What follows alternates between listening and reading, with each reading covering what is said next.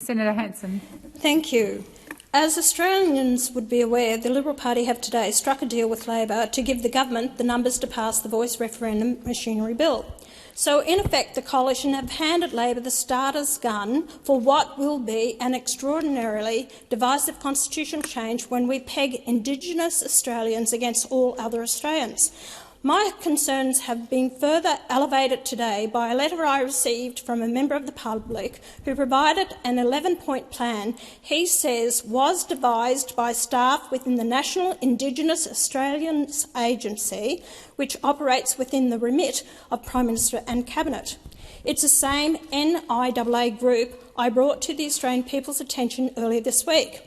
A body of 1,317 bureaucrats funded to the tune of almost $4.5 billion this financial year reportedly set up to improve the lives of all Aboriginal and Torres Strait Islander people. The NIAA are an unnecessary duplication body set up in addition to the roughly 3,000 Aboriginal corporations, all registered under CATSI Act, that also claim to do the same thing. But my anxiety levels are rising following this correspondence containing details of an 11-point plan left behind by a group of 6 or 7 NIAA employees having coffee at a cafe in the Woden town centre. Now, this coffee shop in Woden is roughly 450 metres from the NIAA office here in Canberra. Let me read to you the 11 bullet points that were taken from the pages left behind by that group of NIAA staff. It was headed, Early Action Opportunities for the Voice. 1. Jobs quota. Minimum 10% appointments to be First Nations people for judges, magistrates, CW, SES, ADF officers, AFP and state police forces, corrections departments, vice-chancellors and ambassadors. 2. Universities, no entry tests and no fees for First Nations people. 3. Old age pensions, reduced age eligibility for First Nations people because we die younger. 4. Public housing, First Nations people to have first preference for all vacant public housing across all states. 5. Sport and music, entry fees reduced by 50% for First Nations people for any events on public land. 6. Beaches and national parks, all beaches and national parks to be property of the relevant tribe and non-First Nations people to be charged to use the beaches, parks, etc., revenues to go to relevant tribe. 7. Rivers and streams to become property of relevant tribe and fees for water consumption paid to relevant tribe. 8. Mining royalties, same as for water. 9. Income tax, for First Nations people to be 50% of normal rate. 10. Liquor licensing, all new liquor licences across Australia to be vetted by Voice. 11. Voice Office, research, policy staff to analyse and review all proposed government policies, legislation and appointments, same size and pay as DPMC. The DPMC they refer to stands for Department of Prime Minister and Cabinet. If the Prime Minister is aware of these initiatives set out by the NIAA, it would appear that Mr Albanese continues to mislead the Australian people over the extent of powers given to the Voice to Parliament. If, on the other hand, the PM does not know about the list, then who from Prime Minister and Cabinet is overseeing the actions of the National Indigenous Australians Agency? Australians have a right to know the extent of the powers being handed to the Voice to Parliament now, certainly not whenever this government feels like it. And this greatly concerns me of what has been listed here, because, as I said before, once you put it in the Constitution, any government can make whatever legislation they want and that it cannot be changed. It is only through a referendum can it be changed. This is fraught with danger for the rest of the Australians because this is divisive. What they're proposing here is divisive to divide Australians, and we are all Australians together.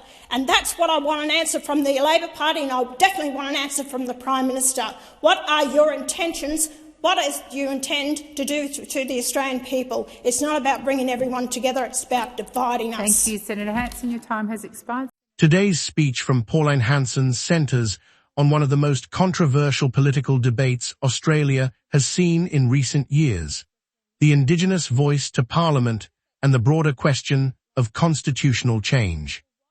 In this address, Hanson argues that Australians deserve complete transparency about what constitutional reform could mean in practice. Her central concern is not simply the referendum itself, but the possibility that future governments could expand the influence of advisory bodies in ways that were not clearly explained to voters beforehand. Whether Australians agree with that concern or not, it highlights a fundamental democratic principle. Voters want clarity before making decisions that affect the Constitution. A significant part of Hanson's speech focuses on an alleged document she claims was left behind by staff connected to the National Indigenous Australians Agency.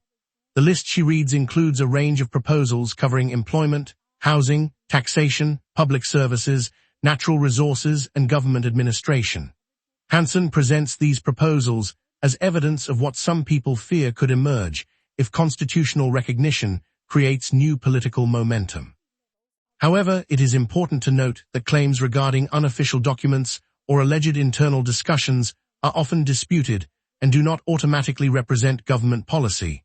Political debates frequently involve competing interpretations, leaked information, and claims that cannot always be independently verified.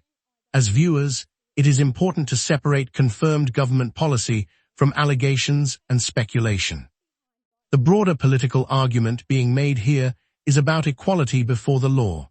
Hanson argues that government policies should apply equally to every Australian regardless of race or ancestry.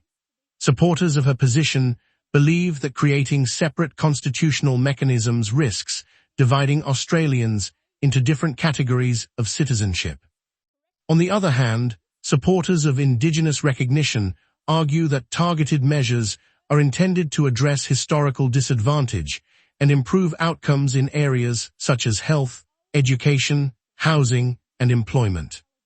This is where the national debate becomes particularly complex. Both sides often frame their arguments around fairness, but they define fairness differently. One side emphasizes equal treatment under the same laws for everyone, while the other emphasizes addressing specific disadvantages experienced by Indigenous communities through targeted representation and consultation. Another key theme in Hanson's speech is government accountability. She questions the role of public agencies, the growth of bureaucracy, and whether taxpayers are receiving clear information about how public money is being spent. Concerns about transparency and accountability resonate well beyond Indigenous policy and are issues that Australians regularly raise across multiple areas of government. What is particularly striking about this speech is the level of distrust it reflects towards political institutions. That distrust is not unique to Australia. Across many Western democracies, voters increasingly question whether governments are being fully transparent about major policy decisions. As a result, debates that once remained inside Parliament now become highly emotional public discussions involving identity, national values, and the future direction of the country. Ultimately, this speech is less about a single policy proposal and more about competing visions of Australia's future. One vision prioritizes constitutional recognition and targeted representation as a path towards improved outcomes for Indigenous Australians. The other prioritizes a single system of representation and equal legal treatment for all citizens regardless of background. Whichever side Australians support, the debate demonstrates how important constitutional questions are. They shape not only government structures, but also how Australians understand citizenship, equality, and national unity. That is why these discussions continue to generate strong opinions across the political spectrum and remain among the most significant issues in modern Australian politics.